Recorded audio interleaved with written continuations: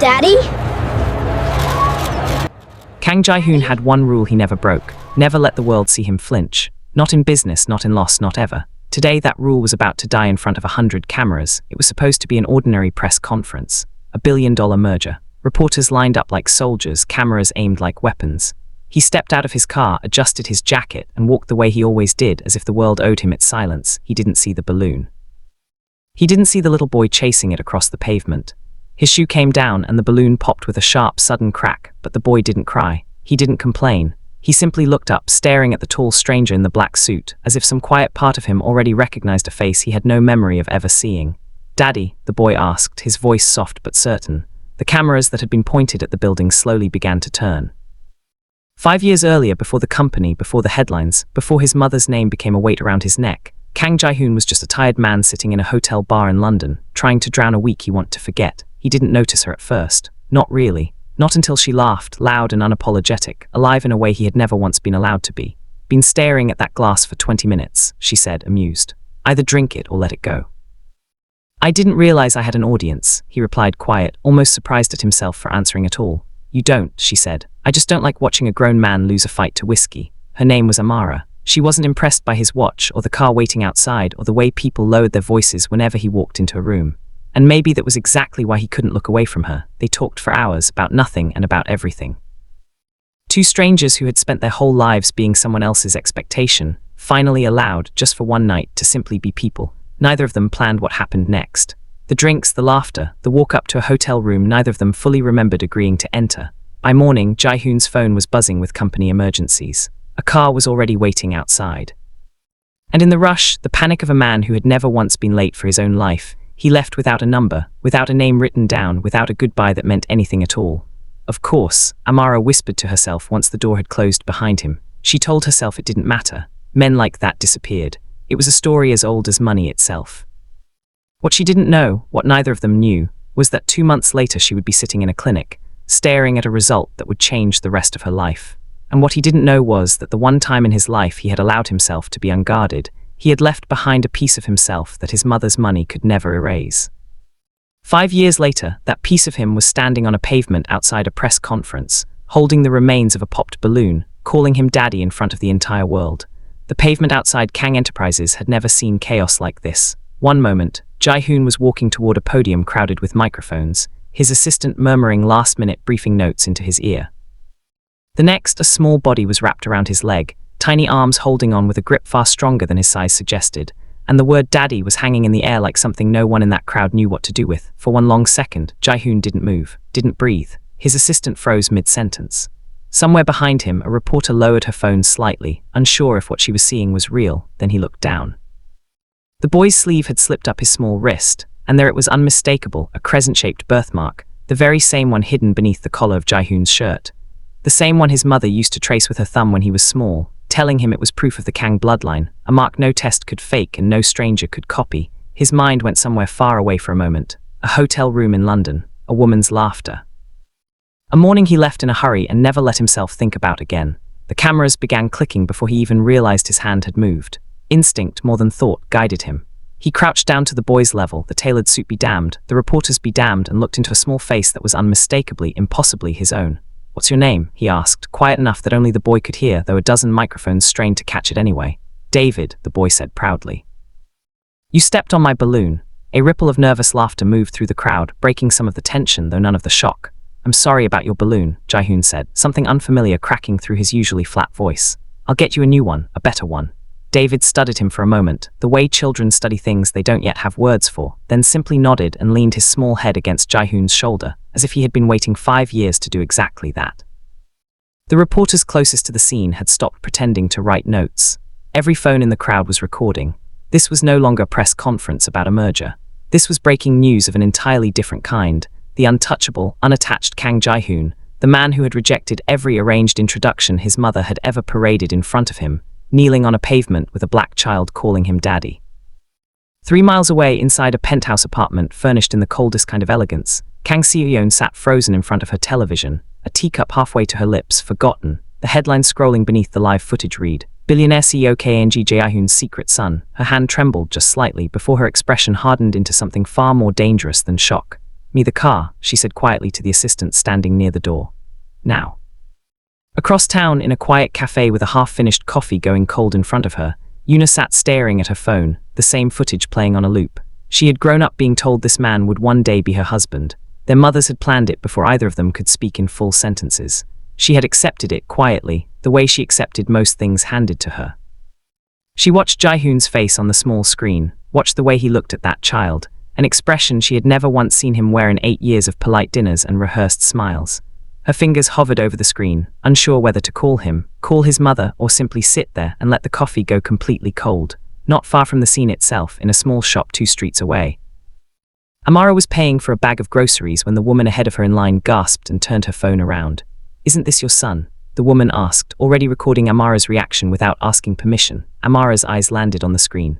On David, on the man crouched in front of him, a face she had spent 5 years trying very hard to forget. The grocery bag slipped from her hand, oranges rolling across the floor, forgotten, as she turned and ran. Amara ran through the streets the way she hadn't run since she was a girl, her heart pounding louder than her footsteps against the pavement.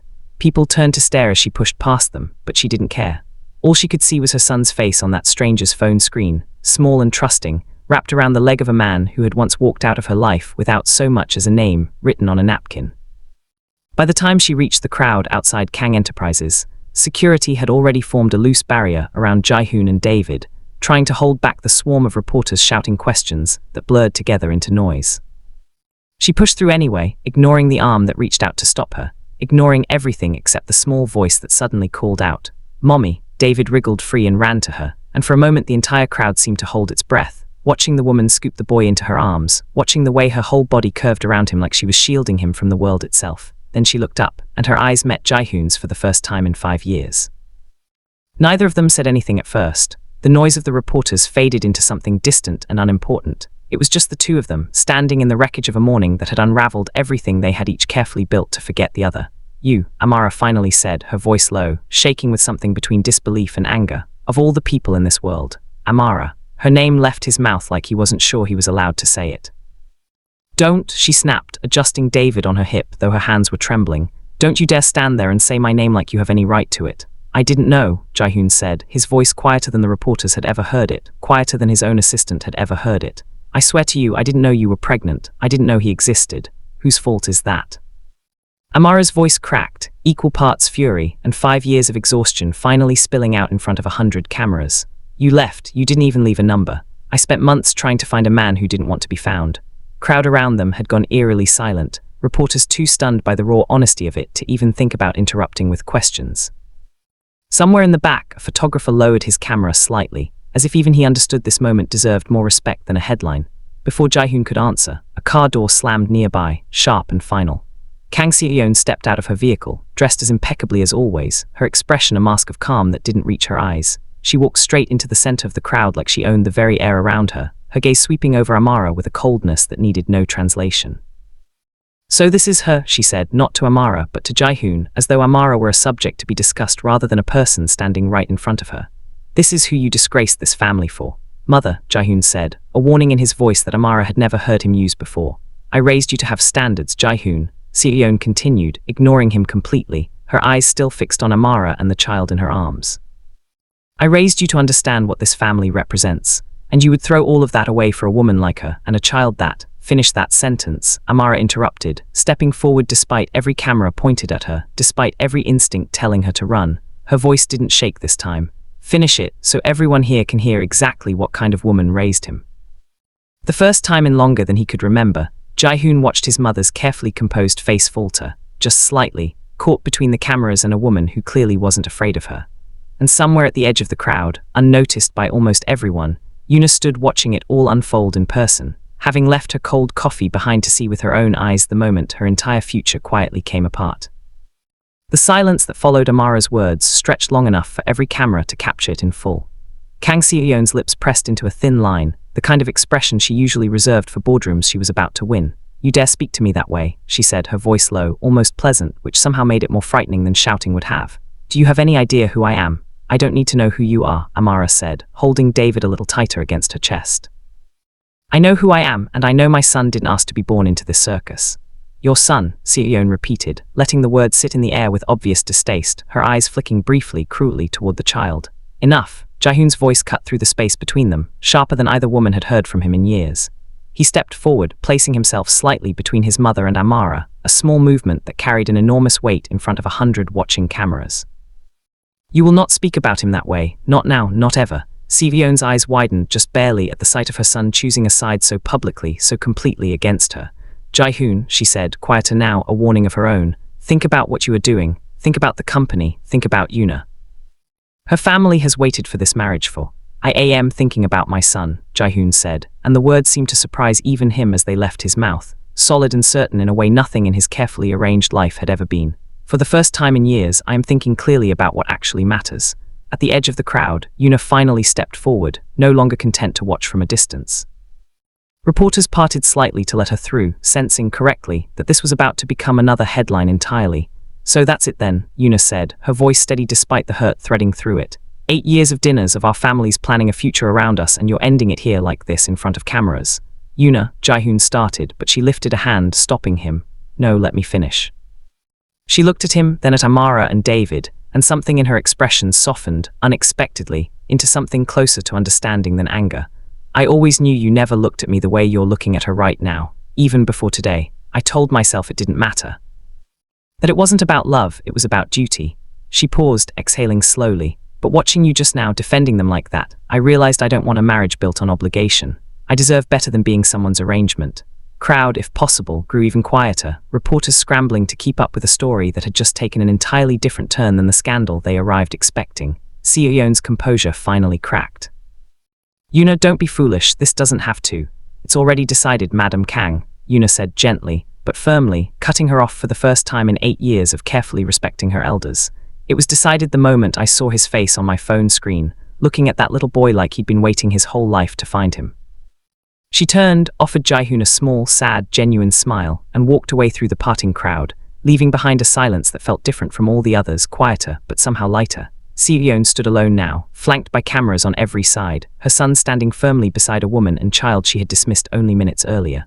For the first time in the entire ordeal, she looked briefly, unsure of what to do next. Ji-hoon turned to Amara, ignoring his mother entirely, his voice dropping low enough that it felt like they were the only two people standing there despite the crowd. I know I don't deserve the chance to explain, he said. I know 5 years doesn't undo itself with an apology, but please let me try. Let me know him, let me know you again. Amara looked down at David, who was watching the exchange with wide, curious eyes, then back up at Ji-hoon, her expression unreadable for a long moment. This isn't about you and me anymore, she said finally. This is about him. And he deserves to know where he comes from, whether that's convenient for your family or not. It wasn't a yes, but it wasn't a no either. And somewhere behind them, tucked into her coat pocket, Kang Ji-hoon's phone buzzed with an old photograph she had kept hidden for 5 years. A photo of a folded note with a phone number on it. One she had quietly thrown away the week her son returned from London looking, for the first time in his life, unguarded. Later that evening, long after the cameras had packed away their equipment, and the story had already begun spreading across every news outlet in the country, Ji-hoon found his mother alone in the family's private study, the same room where she had once taught him that weakness was a luxury their family could never afford. She was standing by the window, her back to the door, a small folded piece of paper resting in her palm. I know what you did, Ji-hoon said quietly, closing the door behind him. Ji-hoon didn't turn around. I don't know what you're referring to. Don't. His voice wasn't loud, but it carried the exhaustion of a man who had spent an entire day discovering how much of his life had been quietly rearranged without his knowledge. David is almost 5 years old, mother, which means Amara tried to reach me not long after I left London. And somehow in 5 years, not a single message, not a single call ever found its way to me. I want to know why. A long moment, the only sound in the room was the faint hum of the city outside the window. Then slowly, Ji-hoon turned around, and for the first time since he was a child, Ji-hoon saw something resembling guilt cross his mother's face. She called the office, Ji-hoon admitted, her voice quieter than he had ever heard it. Weeks after you returned, I took the message myself before it ever reached you. And later, a letter arrived, this one. She held up the folded paper still in her hand. I told myself I was protecting you, protecting this family. You were about to be named heir. The board was already uneasy about you being unmarried, unattached. A scandal like this, a child born out of wedlock with a woman who wasn't even Korean, I could not allow it to unravel everything I had built for you. You didn't protect me, Ji-hoon said, his voice breaking slightly despite his best effort to hold it steady. You stole 5 years from me, 5 years I can never have back. Birthdays, first steps, first words. You stole all of it, and you let me become exactly the kind of man you always wanted, cold, alone, and empty, and you called it protection. Ji-hoon's hand trembled slightly around the paper. I only wanted what was best for this family, Ji-hoon said, stepping closer, taking the note gently from her hand. You wanted what was best for your idea of this family. There's a difference, and it took me 34 years and a 5-year-old boy with my birthmark on his wrist to finally understand that. He unfolded the note carefully, Amara's handwriting still visible despite the years, a phone number and 4 words, you should know this, asterisk. Ji-hoon looked at his mother one final time, something final and unshakable settling into his expression. I'm not asking for your blessing anymore. I'm telling you what's going to happen. I'm going to know my son. I'm going to try, however long it takes, to earn back whatever trust I lost with his mother. And if that costs me this family's approval, then it's a cost I'm finally willing to pay. He turned and walked out, leaving his mother standing alone by the window, the city lights spread out before her, looking, for the first time in longer than anyone could remember, genuinely powerless.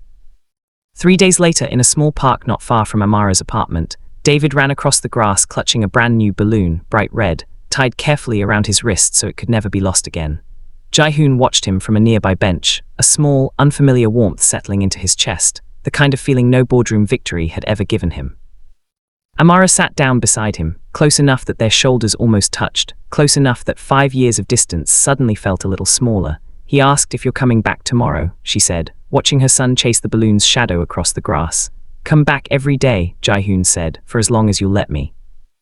Amara glanced at him, studying his face the way she had the very first night they met, searching for whatever it was that had made her trust a stranger in a hotel bar all those years ago. Whatever she found now, it seemed to be enough. One day at a time, she said finally, that's all I can promise. Ji-hoon nodded, watching David laugh in the distance, the birthmark on the boy's wrist catching the afternoon sun. One day at a time, he agreed. I can work with that.